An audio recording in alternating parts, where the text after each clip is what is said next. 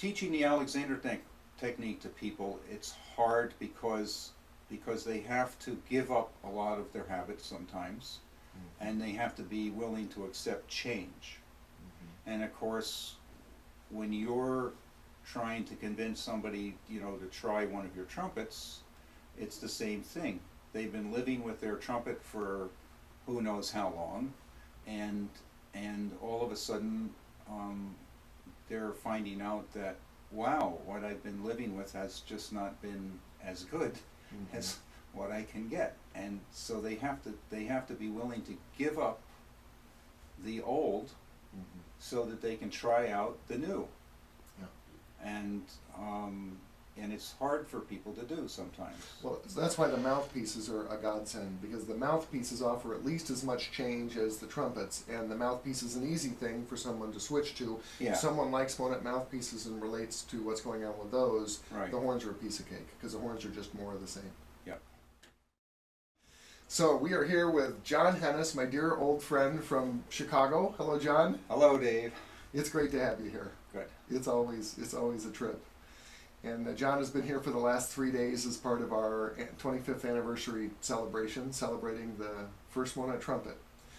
And John, your first horn that you got was from the mid-1980s, 84 maybe, and it was serial number 96. Right. 096.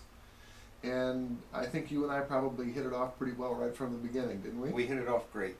So, John, you teach the Alexander technique at Northwestern University. Correct. And you also have a private studio, and you have players coming in from all over the map to study with you at your private studio in Evanston, Illinois, it's a northern suburb of Chicago. Correct. And you've worked with players in major symphony orchestras, jazz musicians. Yes. So if and athletes and computer people and everybody else. Yeah.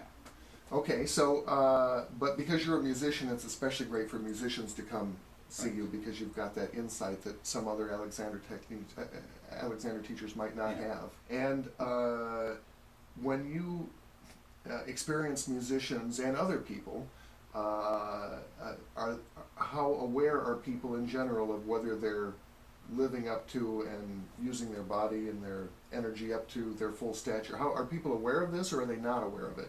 Most people are not aware of how much tension they have. Most people are not aware of how they're doing things while they're doing them. And you have to figure out a way, when you're working with trumpet players, you have to figure out a way for them to learn how to let go when they play. And it's a very difficult thing to do, because they're relying on their preconceived feeling of what it feels like to play. And they don't want to try to play unless they get that feeling. I see a number of musicians, like for instance Gail Williams, who played horn in the Chicago Symphony, or used to play horn in the Chicago Symphony. She's professor of horn at Northwestern. When she came to me, she certainly was a great player, and played very easily and naturally and everything. But when we did an Alexander lesson, she said that she went home, and her husband, who plays principal clarinet in the Chicago Symphony, said, "Whoa, you really sound good." So I think everybody can let go a little bit more. Yeah. And some people come and they hold on a little bit more than others, and some people have a more difficult time learning how to accept the letting go. So, you said at the concert, when I introduced you to the group the other day, that Monet trumpets know a lot about the Alexander technique. So what did you mean by that? The principles behind the Alexander technique are inhibiting or stopping habitual reactions to things.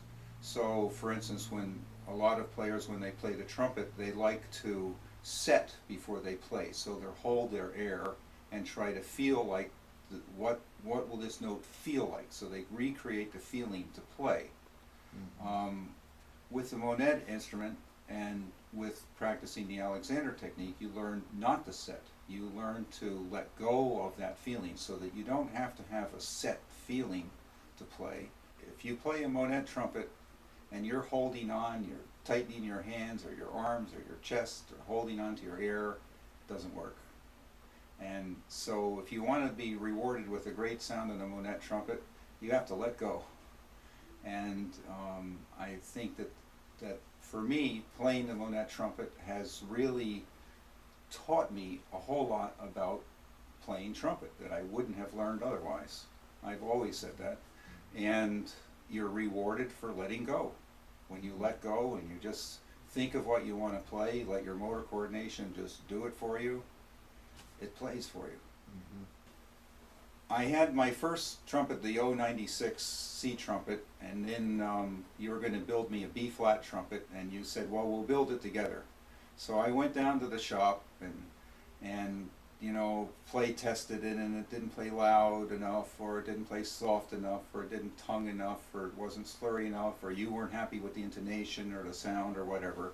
And we went back and forth on this stupid horn, and finally we got to the point where neither one of us were 100% happy, but it was as good as this was going to get. So anyway, we sent it off to the engravers first, and then to the platers, and then the nice people from UPS ran over it with a truck. So that was the end of that trumpet. And you said to me, well, okay, when do you want to come down and start on another one? And I said, I'm not starting on the other one. I don't want to talk to you on the phone. I'm not coming by the shop. I don't want you to call me. I'm not going to call you. When the horn is done, you call me up. I'll come down and get it. So I think it was almost 2 months before we said one word to each other. And then you called up and you said, your horn's here. Serial number 500. And I think it was your 5th year in business too. And so I went down to the shop and I said, okay, what mouthpiece should I play? And you picked out a mouthpiece, I don't know what it was, but you put it in the horn and said, here.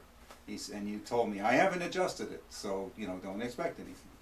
And I played one note on that trumpet and I said, this is my trumpet. It's like I had been playing that trumpet for my whole life. And I mean, you're a genius. That's my comment.